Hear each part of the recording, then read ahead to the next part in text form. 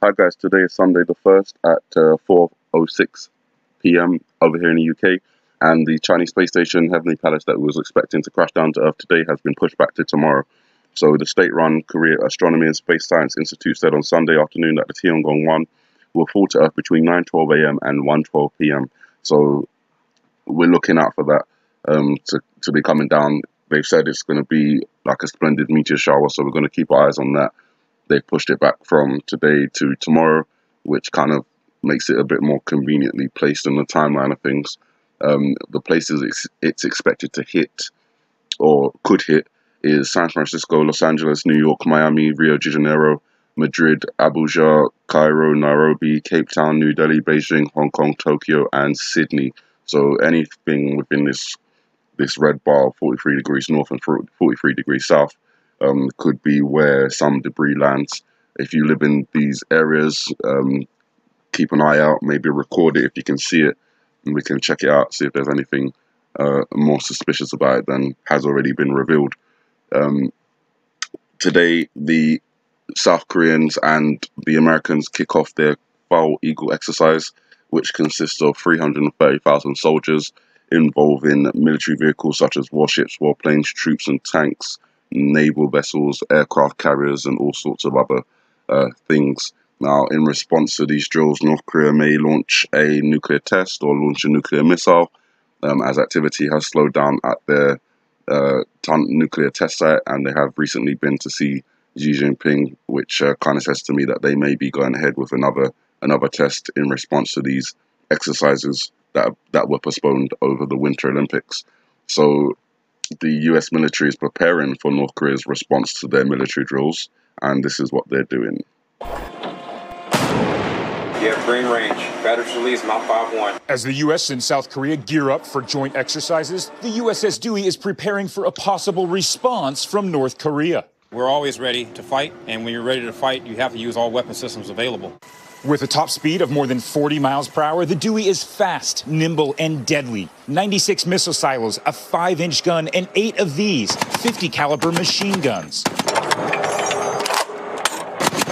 What you're seeing here is the smallest weapon on this warship, but its force is undeniable. But the ship's most powerful system isn't a weapon. It is the Aegis radar, linking the Dewey with a dozen counterparts in the Western Pacific. A ring of destroyers creating a digital net stretching from Guam to Japan to track an inbound missile from North Korea. A destroyer picks it up and we knock it out of the sky.